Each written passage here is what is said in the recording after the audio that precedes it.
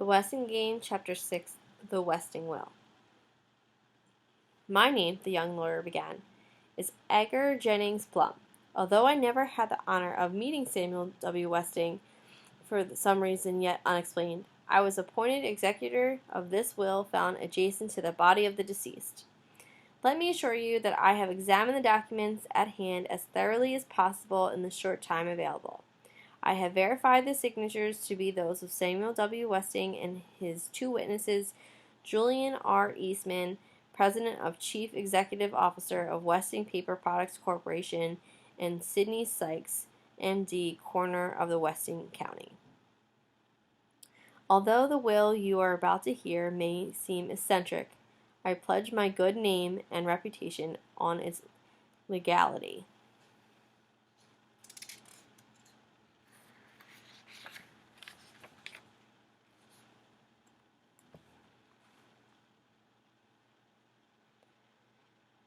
Breathless with suspense, the heirs stared puppied at Edgar Jennings Plum, who now coughed into his fist, now cleared his throat, now rustled papers, and now, at last, began to read aloud from the Westing will. I, Samuel W. Westing, resident of Westing County, in the fair state of Wisconsin, in the great and glorious United States of America, being of sound mind and memory, do hereby declare this to be my last will and testament. First, I returned to live among my friends and my enemies. I came home to seek my heir, aware that in doing so I faced death. And so I did. Today I have gathered my nearest and dearest, my 16 nieces and nephews. What? Sit down, Grace Winslow Wexler. The lawyer stammered an apology to the still-standing woman. I was only reading. Those are Mr. Westing's words. If it's any comfort to you, Mrs. Wexler, Judge Ford remarked with biting dignity, I am just as appalled by your Portron relationship. Oh, I didn't mean... Hey, Angela Turtle called the length of the table. It's against the law to marry the doctor-to-be. He's your cousin. D. Denton Deary, patting Angela's hand in his best bedside manner, pricked his finger on her embroidered needle. I can't tell you who said what with this chatter. So Dale Polanski complained. Would you read that again, Mr. Lawyer?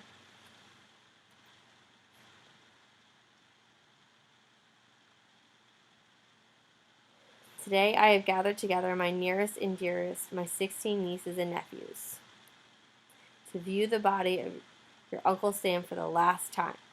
Tomorrow, its ashes will be scattered to the four winds.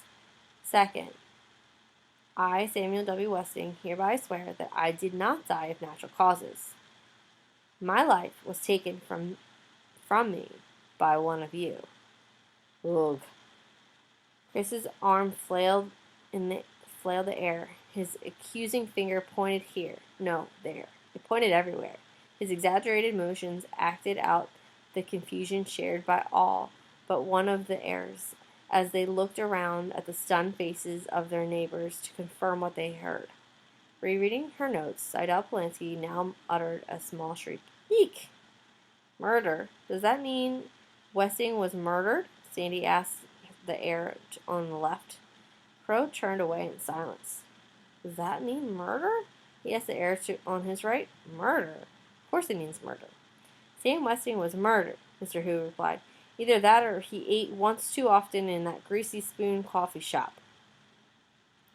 Theo resented Hu's slur on the family business. It was murder, all right.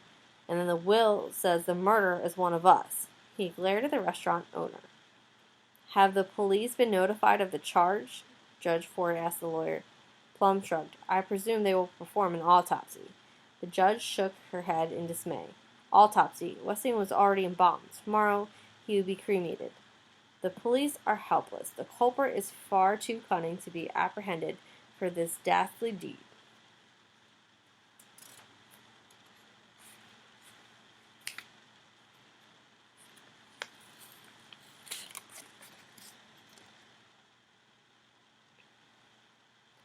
Oh my! Flora Bumba clapped a hand to her mouth on hearing gastardedly.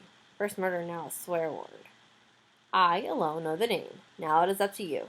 Cast out the sinner. Let the guilty rise and confess. Amen, said Crow. Third, who among you is worthy to be the Wessing heir? Help me. My soul shall roam restlessly until that one is found. The estate is at the crossroads. The heir who wins the windfall will be the one who finds the ashes, the doorman shouted. Some tittered to relieve the unbearable tension.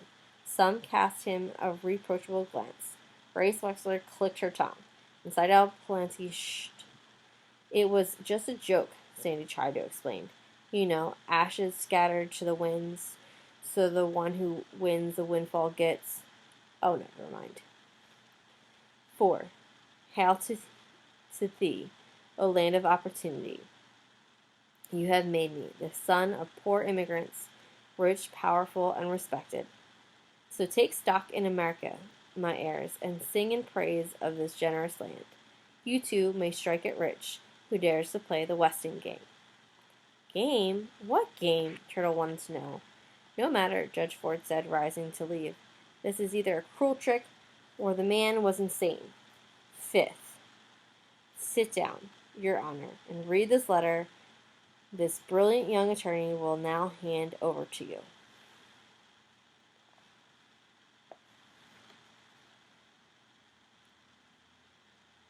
It was uncanny. Several heads turned toward the coffin, but Wessing's eyes were forever shut. The brilliant young attorney fumbled through the stack of papers, felt his pockets, and finally found the letters in his briefcase. Aren't you going to open it? Theo asked as the judge resumed her seat and put the sealed envelope in her purse. No need. Sam Westing could afford to buy a dozen certificates of sanity. The poor are crazy, the rich are eccentric, Mr. Hu said bitterly. Are you implying, sir, that the medical profession is corrupt? Denton Deary challenged. Shh. 6. Before you proceed to the game room, there will be 1 minute of silent prayer for your good old Uncle Sam. Flora Baumbach was the only heir to cry. Crow was the only one to pray. By the time Seidel Polanski could assume a pose of reverence, the minute was up.